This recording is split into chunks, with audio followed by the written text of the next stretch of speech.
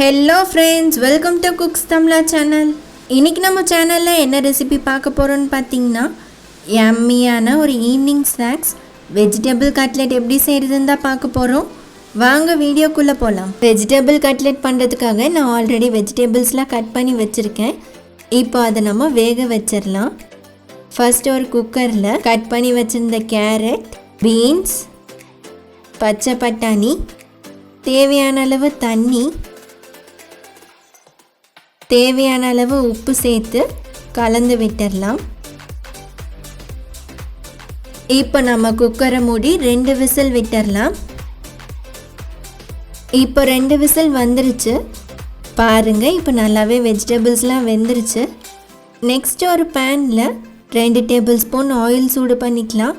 Oil நல்லா சூடானதுமே 1/2 teaspoon சீரகம் சேர்த்துடலாம். சீரகம் பொரிஞ்சதுமே ஒரு பெரிய வெங்காயம் சின்ன சின்னதாக சாப் பண்ணி வச்சுருக்கேன், அதையும் சேர்த்து நம்ம வதக்கிக்கலாம். இதோட பச்சை மிளகாயும் சேர்த்து நம்ம வதக்கிக்கலாம். வெங்காயம் நல்லா 80% வதங்கினதுமே நம்ம ஆல்ரெடி வேக வச்சுருந்த காய்கறியை இதோட சேர்த்து நம்ம வதக்கிக்கலாம்.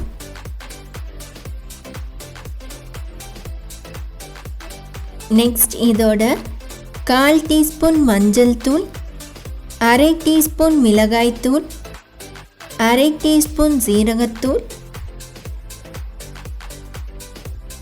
1 டீஸ்பூன் கரம் மசாலா எல்லாத்தையும் சேர்த்து நம்ம நல்லா மிக்ஸ் பண்ணிடலாம்.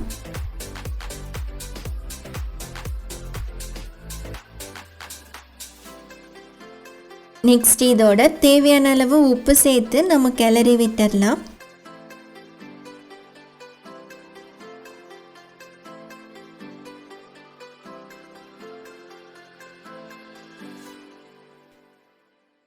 ஃபைனலாக இதோட ஒரு பெரிய உருளைக்கிழங்கு,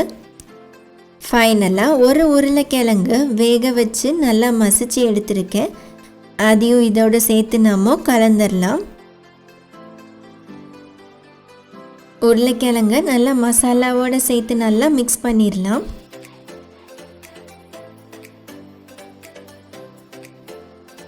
ஃபைனலாக இதில் மல்லி இலைகளை தூவி கலந்து விட்டுடலாம்.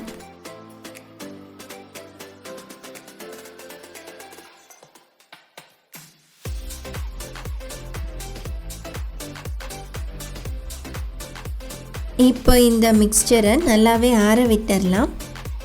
இப்போ நாம் ரெடி பண்ணி வச்சிருந்த வெஜிடபிள் மிக்ஸ்சர் நல்லாவே ஆறிடுச்சு.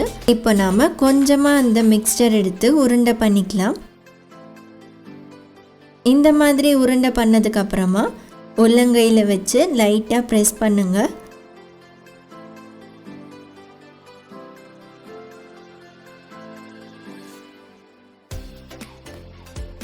நெக்ஸ்ட் அதோட எட்ஜஸை இந்த மாதிரி லைட்டாக ப்ரெஸ் பண்ணிங்க.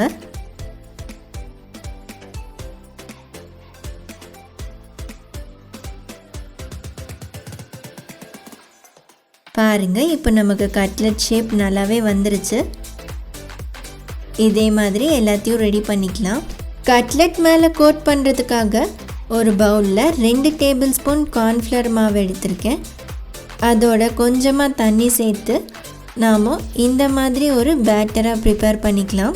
நெக்ஸ்ட்டு நமக்கு மேலே லேயர் கிறிஸ்பினஸ் வர்றதுக்காக பிரெட் க்ரம்ஸ் எடுத்திருக்கேன். இப்போ நாம் ரெடி பண்ணி வச்சிருந்த கட்லெட்டை இதில் டிப் பண்ணிடலாம். டிப் பண்ணதுக்கப்புறமா இதுக்கு மேலே பிரெட் க்ரம்ஸை நம்ம இந்த மாதிரி கோட் பண்ணிக்கலாம். எல்லா சைடும் ஈவனாக கோட் ஆகிற மாதிரி பார்த்துக்கோங்க.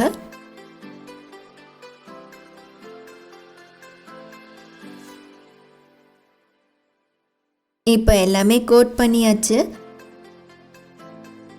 ஒரு பேனில் கட்லெட் ஃப்ரை பண்ணுறதுக்கு தேவையான அளவு ஆயில் சூடு பண்ணிடலாம். ஆயில் நல்லா சூடானதுமே நம்ம ஆயிலில் போட்டு ஃப்ரை பண்ணிடலாம்.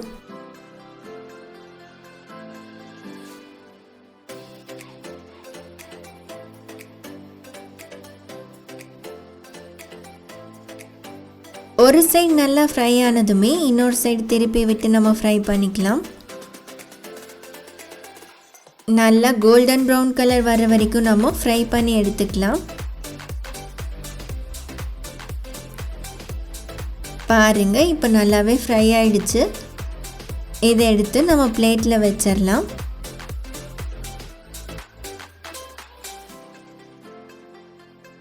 இப்போ நமக்கு யம்மியான வெஜிடபிள் கட்லெட் ரெடி. இந்த வீடியோ உங்களுக்கு பிடிச்சிருந்ததுன்னா லைக் பண்ணுங்கள், ஷேர் பண்ணுங்கள். மறக்காமல் குக்ஸ் தமிழா சேனலுக்கு சப்ஸ்கிரைப் பண்ணிடுங்க. பக்கத்தில் இருக்கிற பெல் ஐக்கானையும் கிளிக் பண்ணுங்கள்.